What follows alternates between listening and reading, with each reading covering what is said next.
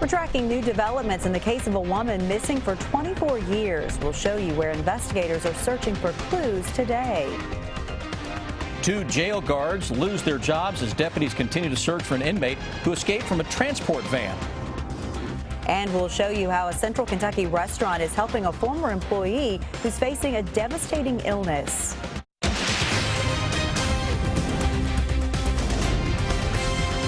This is WKYT News at 5. Good afternoon to you. Investigators have spent hours searching a property today in connection to a 24-year-old cold case. That search is taking place on Spring Valley Road off of Airport Road near the Boyle-Lincoln County line. It involves the disappearance of Anna Manning all the way back in 1992.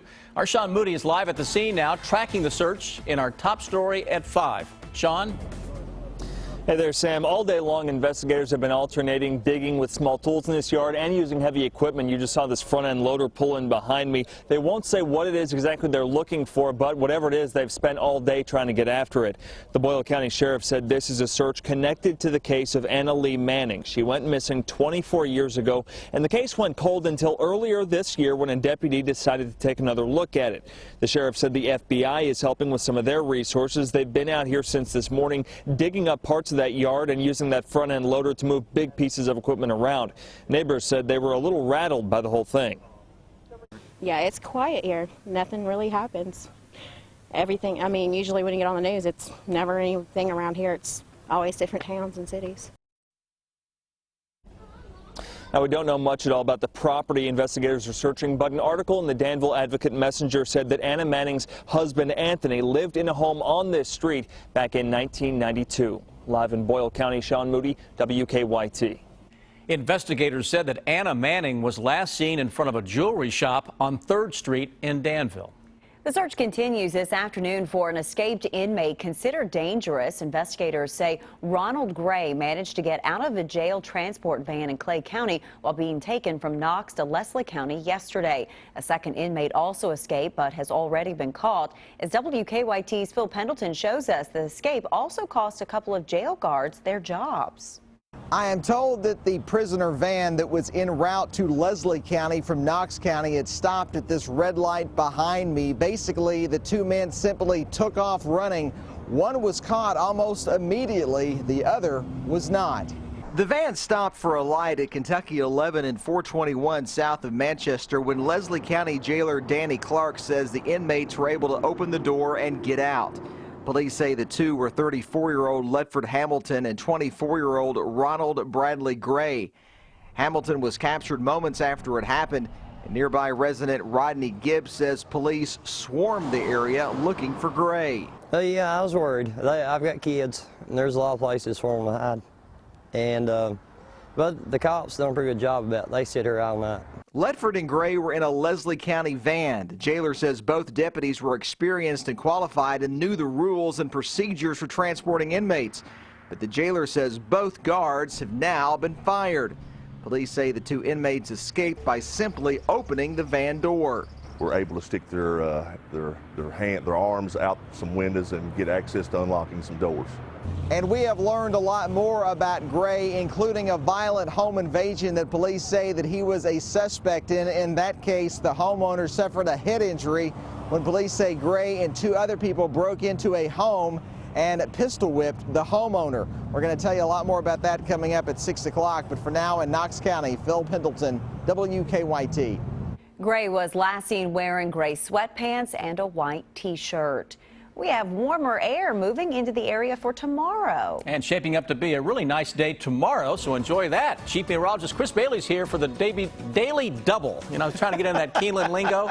I hear you. Daily Double. It's almost Keeneland time as well, and I've already had the folks out of Keeneland hitting me up on Twitter wanting some good weather for that opening weekend coming up next week. Let's deal with what we have first and foremost. That's a good-looking afternoon that is taking shape across the area. Mid and upper 50s, flirting with the occasional regional, 60 across most of central and eastern Kentucky. Look at our 9 live weather cams, at least 9 on this picture. We've got a lot more than that, but we got to save a little room on the map. Frankfort, Louisville, E-Town, Sun, Florence, Lexington, Corbin, into eastern Kentucky. Everybody with that blue sky that is taking shape across the Commonwealth of Kentucky. That spells a dry Defender radar network. We're going to stay on the dry side through the day tomorrow. Expand that view out. Can't really find anything to talk about anywhere across the Ohio or Tennessee valleys. Now, if you're out this evening, quick drop in temperatures from the 50s into the upper 40s to the low 40s. Dry air in place, clear skies. Look out. Numbers tonight could drop into the frosty cold upper 30s yet again. Then we track a strong cold front toward the area. That'll bring some thunderstorms and heavy rains. We'll talk about that. And a colder look overall for that first week of April. Guys, busy 7-day forecast comes your way in a matter of minutes. 6 people made it out of a burning home safely this morning. Our county-by-county coverage begins in Powell County.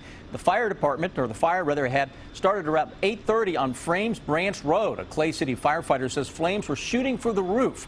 Crews had to call backup from neighboring counties because of the lack of hydrants in that area.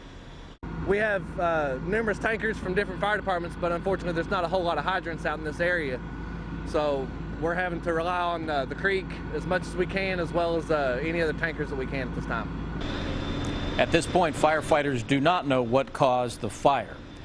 Prosecutors in Chile have lost their appeal in the acquittal of a man charged with killing a Georgetown College graduate. Erica Faith Hagen was killed in her apartment in Chile in September of 2014. She moved there to teach English at a local college. The News Graphic reports that Domingo Caffrey was found not guilty in December. Donald Trump's campaign manager faces a battery charge out of Florida today. He's accused of grabbing a reporter's arm and yanking her out of the way during a campaign event earlier this month. As Craig Boswell shows us, the incident was caught on video. Surveillance video shows Donald Trump's campaign manager, Corey Lewandowski, confronting former Breitbart reporter Michelle Fields. Fields is seen talking with Trump when Lewandowski appears to grab her arm and turn her away. Lewandowski is charged with simple battery for the March 8th incident at the Trump National Golf Club. The police affidavit says Fields' forearm revealed bruising from what appeared to be several finger marks, indicating a grabbing-type injury. Fields tweeted this photo saying, "I guess these just magically appeared on me." Lewandowski responded, "I never touched you," a claim the video cast in doubt. The Trump campaign says Lewandowski is innocent and will be exonerated. Trump himself downplayed the video, tweeting, "Look at tapes, nothing there." This latest development comes as the fight between Republican candidates is becoming increasingly heated. Campaigning in Wisconsin, Ted Cruz said this. That has no place in a political campaign. It has no place in our democracy. CBS News senior political editor Steve Shigaris doubts Trump's campaign will suffer. I don't think this kind of individual event is going to have any kind of effect on the hardcore people that support Trump. In fact, it may bolster their support. Lewandowski is scheduled to appear in court on May 4th. Craig Boswell, CBS News, Washington. While campaigning in Wisconsin late this afternoon, Trump vowed to stand by his campaign manager, saying he does not discard people. It has been 1 week since terrorists attacked the city of Brussels. 32 people were killed in the attacks at the airport and a train station, including Lexington native Stephanie Schultz and her husband Justin. Police continue to search for suspects in the attack, including a man seen on airport surveillance video with the bombers. A terrorism expert says that much of the network includes homegrown terrorists. Many terrorists that are active today have never set foot on in the Middle East. They became terrorists in jail. Belgian authorities say 90 people remain in the hospital after the attacks. 49 of them are in intensive care. Every penny a Central Kentucky restaurant makes today will help a woman facing a devastating diagnosis. Giovanni's in Georgetown is giving that money to a former employee who recently learned she only has months left to live. As WKYT's Michelle Chamberlain shows us, the owner hopes it will help the young mother enjoy the time she has left with the people she loves the most. A few weeks ago, 26-year-old Lauren Johnson was having what seemed to be random symptoms, including back pain, an ear infection, and bronchitis. Then 2 weeks ago, she rushed to the ER after having trouble breathing. After a few days in the hospital, Lauren was given the heartbreaking diagnosis. The mother of a 20-month-old baby girl was told by doctors she had 2 rare cancers and was given only 3 to 6 months to live. My heart was just ripped out of my chest. Lauren worked at Giovanni's in Georgetown when it first opened 8 years ago, and owner Melissa Justice is helping to raise money so this young mother can spend this precious time with family. She needs help. Giovanni. And if the help that I can give is the money that she needs for her and her family to be comfortable, so her husband can stay at home and take care of her and their beautiful baby girl, and I have the means to do that, and that's what I'll do. That's what we'll do. Melissa calls Lauren one of her GO kids. She says they're like family. Giovanni's will be donating 100% of today's proceeds, including tips, to Lauren's family. Just like with any family that loves each other, when things are hard, then you're there for each other. And that's what we'll do. In Scott County, Michelle Chamberlain, WKYT. Heartbreaking. If you would like to help out, we have a link on WKYT.com. And so far, a fund for Johnson has raised more than $20,000. Hollywood is mourning the loss of actress Patty Duke. Duke's agent says she died early this morning of sepsis caused by a ruptured intestine. Duke rose to stardom at a very young age, in her teen years, winning an Oscar for the movie The Miracle Worker. She was also the star of The Patty Duke Show. Duke was 69 years old. A man shot by U.S. Capitol Police remains in critical condition today. Police say they fired at 66-year-old Larry Dawson after he pulled a gun on them. Dawson is a pastor from Antioch, Tennessee. Capitol Police are familiar with him. He was ordered to stay away after disrupting a session of Congress in October. Dawson is charged with 2 counts of assault but will not face a judge until he is out of the hospital. A dramatic situation on a runway this morning after a man hijacked a plane. The Egypt Air flight from Alexandria to Cairo was diverted to the island of Cyprus after the hijacking. After landing, the hijacker released 49 people but kept the pilot, co-pilot, and several others on board for hours. He was eventually arrested. Police don't know his motive but say he threw a love letter to his ex-wife on the tarmac and asked that it be delivered to her in Cyprus. Prosecutors want a year in prison for an ex-coal company CEO. In a sentencing memo filed in federal court, prosecutors also asked that Don Blankenship pay a $250,000 fine.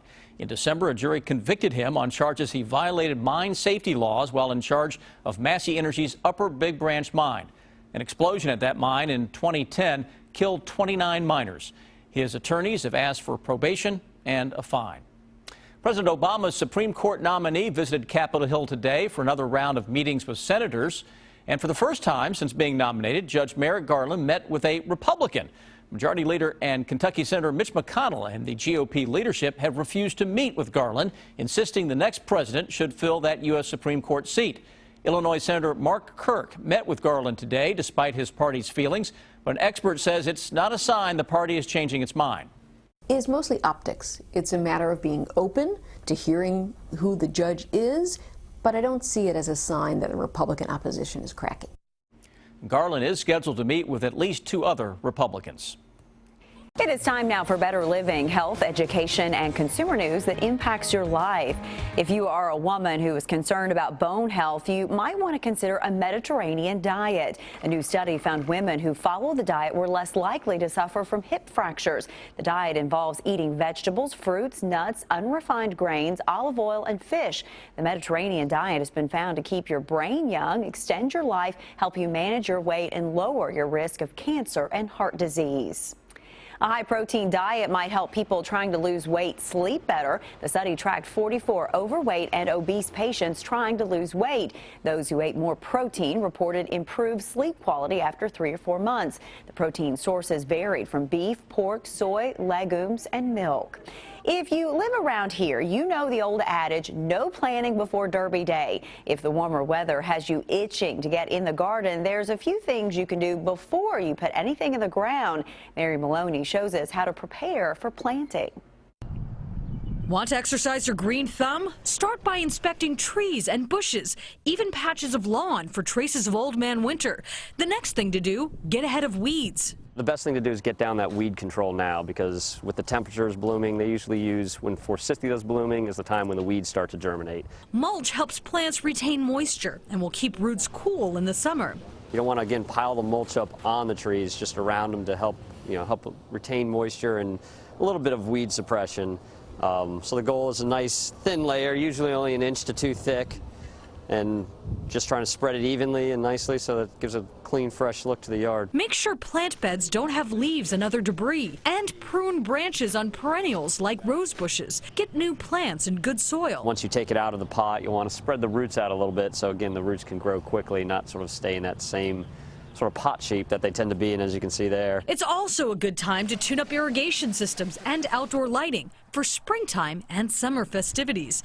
For Consumer Watch, I'm Mary Maloney.